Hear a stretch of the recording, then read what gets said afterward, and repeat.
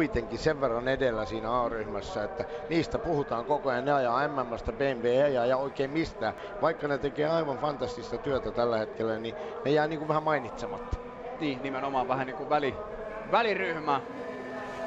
Erikoinen kilpailu siinä mielessä, että keskeyttäjiä löytyy listalta tasan yksi. Mark Webber ainoa keskeyttäjä tänään.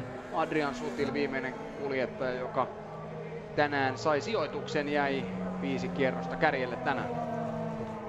On toki pysähtynyt, mutta saa sijoituksen 5 kierrosta kärjelle jääneenä. Sakon Yamamoto 2 kierrosta ja Sebastian Vettelistä Ralf Schumacherin sitten herrat jäävät 1 kierroksen voittajan. Eli Felipe Massan kanssa tänään samalla kierroksella maali Räikkönen, Alonso, Heidfeld, Hamilton, Kovalainen, Rosberg, Kubica, Fisichella, Coulthard ja Alex Burz. Burzin kisa sitten loppujen lopuksi ollut yhtään pöllömpi, tosin sitä ei tänään palkittu yhdelläkään M-pisteellä. 11 ylsi Alex Burz lähtöruudusta 14. Siinä kuljettajan MM-sarjan tilanne jo ruudussa kävikin. Lewis Hamilton säilyttää kärkipaikan 5 pisteen erolla. Ja Kimin kannalta tietysti kiusallista, että Massa pääsi jälleen pisteellä livahtamaan ohi. 69-68 nyt sitten pisteet. Ja Heikki ohittaa Fisichellan pisteissä, joka on tietysti tärkeä asia. Kyllä. Niin kuin ohittaa molemmat Red Bull-kuljettajat, eli molemmat sai aika paljon aikaan tänään.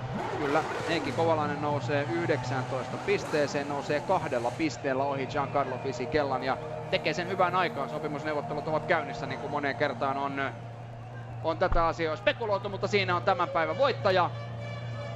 Sao Paulon kasvatti Felipe Massa ja tämän kauden 3. voitto tuuletus, olkaa hyvä. Jonkunlaisia lihaskramppeja tullut tuolla autossa, kun nykii tuolla.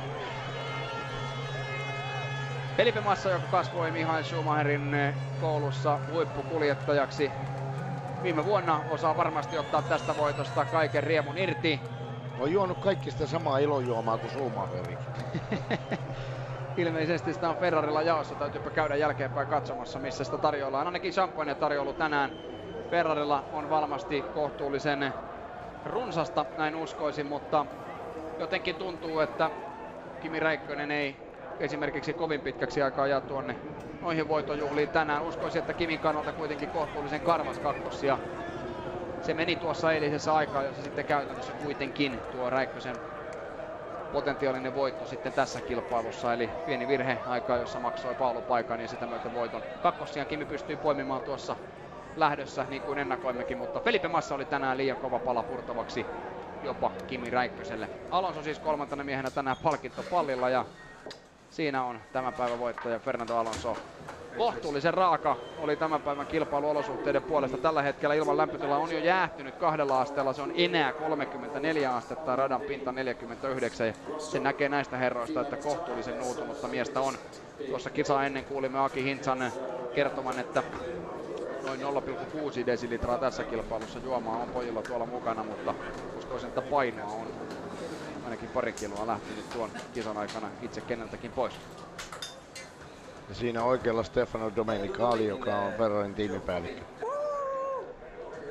Ja Kimi toteaa, että miksi seistä, jos voi myös istua. On siellä valmistautumassa palkintoseremonioihin. Kimi Räikköselle tämän kauden 7. palkintopallin sijoitus. Kimi voitti Australiassa, on voittanut Ranskassa, on voittanut Isossa Britanniassa. Oli 2. Unkarissa, on 2. täällä, 3. sijat Malesiasta ja Bahrainista. Siinä Räikkösen tämän kauden saldoa palkintopallisijoitusten osalta. Fernando Alonsolle iso päivä myöskin, hän otti askeleen lähemmäksi maailmanmestaruutta ja tuo MM-kamppailu se vain muuttuu koko ajan jännemmäksi, kun sinne sitten kävelevät yleisön eteen tämän päivän sankarit. Se on ihan selvää, että MM-kamppailun paineet kasvaa vaan. Alonso tulee lähemmäs ja lähemmäs pikkuhiljaa. Felipe Massa, Kimi Räikkönen ja Fernando Alonso palkintokorokkeella, kun sitten hyvät ihmiset on kansallishymnien aika.